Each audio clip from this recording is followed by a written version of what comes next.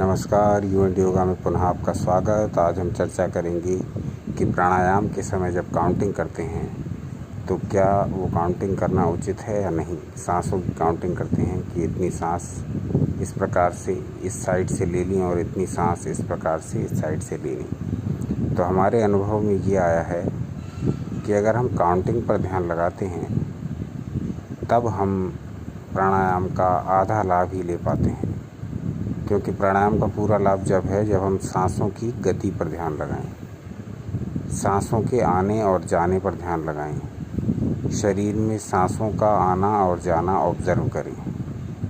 तो जब हम ये कर लेते हैं तब हम प्राणायाम का पूरा लाभ ले सकते हैं, न कि हम गिनती करना प्रारंभ करें कि इतनी सांस इधर से और इतनी सांस इधर से, इतनी बार इधर से और इतनी बार इधर से। ये करने से प्राणायाम का हमारे अनुभव में आया है कि पूरा लाभ नहीं प्राप्त किया जा सकता, क्योंकि प्राणायाम प्राणों का आयाम है, मन को वश में करने की एक विधा है और मन वश में होगा ही नहीं यदि आप काउंटिंग पर ध्यान रखेंगे। आपका ध्यान रहना चाहिए सांसों पर, सांसों की लय पर, सांसों की गति पर।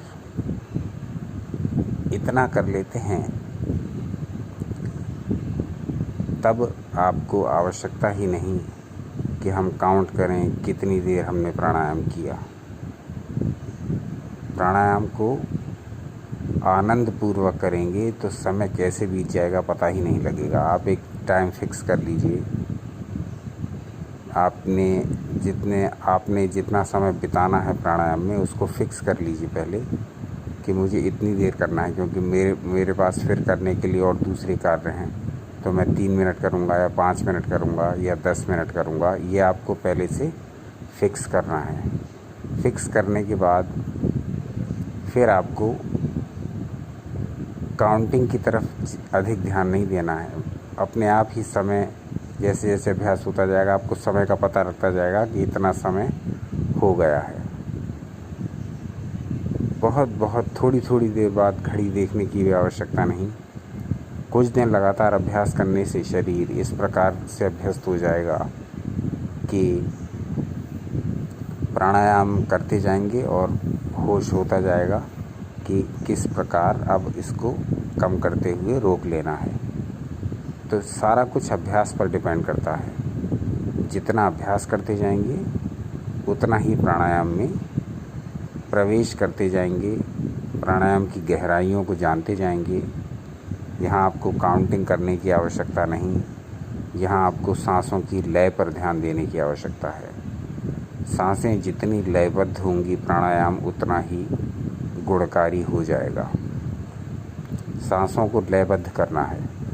पूरे योग का उद्देश्य ही, पूरे अष्टांग योग का उद्देश्य ही आपको लय में लेके आना है। लय वो जो ब्रह्मांड की प्रत्येक क्रिया में समाहित है, जो पूरी सृष्टि में एक स्पंदन के साथ कार्य कर रही है। उस लय के साथ समायोजन करना ही योग है। और योग क्या है? ब्रह्मांड में जो कुछ क्रियाएं घटित हो रही हैं वो एक निश्चित नियम के तहत हो रही हैं। प्रकृति में जो कुछ भी परिवर्तन हो रहे हैं वो एक निश्चित नियम के तहत हो रहे हैं। हमारा शरीर वृद्धि को प्राप्त हो रहा है, वो एक निश्चित नियम के तहत हो रहा है। यदि ये निश्चित नियम ना होता तो धीरे धीरे करके हमारा जन्म, हमारी बाल्यावस्था, हमारी किशोरावस्था, हमारा यौवन, हमारा बुढ़ापा, ये एक क्रम के तहत ही चलते हैं। तो प्रकृति का एक सिस्टम है। तो ये प्रकृति का सिस्टम जो है वो हमको समझना है, और हम इसको समझेंगे कैसे? केवल योग करके। योग के अतिरिक्त और कोई उपाय नहीं जिससे हम सृष्टि के नियमों के साथ लयबद्ध हो सकें। योग एकमात्र ऐसा उपाय है जो हमें सृष्टि के कण कण से जोड़ता है। ब्रह्मांड में जितनी भी क्रियाएं हो रही हैं वो सब एक लयबद्ध तरीके से हो रही हैं। ग्रह एक गति में चल रहे हैं, सूर्य, चंद्रमा सबकी गति निश्चित है, पौधों की वृद्धि की गति निश्चित है, पशु पक्षियों की, मनुष्यों की गति निश्चित है। हर तत्व एक सेटिंग में है। हर तत्व का एक निश्चित नियम है। उस नियम के अनुसार ही वो तत्व उत्पन्न हो रहा है, वो तत्व फलित हो रहा है, वो तत्व फिर दूसरे तत्व में परिवर्तित हो जा रहा है। तो कहने का अर्थ ये कि प्राणायाम के माध्यम से हम ये जानने का प्रयास करते हैं कि हम अपने शरीर को और अपने मन को किस प्रकार से लयबद्ध करें, जिससे हम ब्रह्मांड के नियमों के अनुसार चलते हुए अपने जीवन को सुख और आनंद से भर लें। ब्रह्मांड के नियमों के विपरीत चलने पर हम जानते ही हैं कि हमें क्या परिणाम भुगतने होते हैं। ये परिणाम हमें शरीर से भी भुगतने होते हैं और हमें मन से भी भुगतने होते हैं, अपने इमोशंस से भी भुगतने होते हैं। तो जितना अधिक हम सृष्टि के नियमों को समझते जाएंगे, जितना अधिक उनको जानते जाएंगे, जितना अधिक उनको अनुभव करते जाएंगे, जितना अधिक उनको अपनाते जाएंगे, उतना ही हम ये जानेंगे कि परमपिता परमात्मा ने हमें जन्म देने के पश्चात अकेला नहीं छोड़ा है, बल्कि योग रूपी मणि हमारे हाथ में दे दी है। और इस मणि के प्रकाश का हम कितना लाभ उठा पाते हैं, ये हमारे विवेक पर छोड़ दिया है। तो ये हमारे ऊपर है कि ये जो मणि हमको मिली है, योग रूपी मणि, इसका हम प्रकाश कितना अनुभव कर पाते हैं।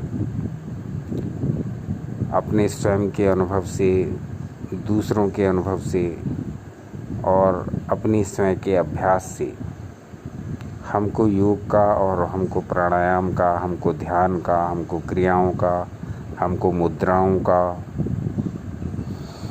हमको नाड़ियों का, हमको स्वर योग का, सबका अभ्यास करना चाहिए।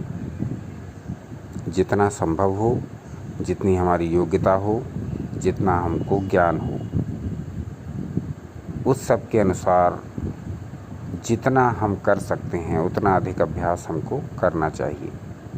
और ये करके हम किसी पर एहसान नहीं करेंगे, स्वयं अपने ऊपर एहसान करेंगे।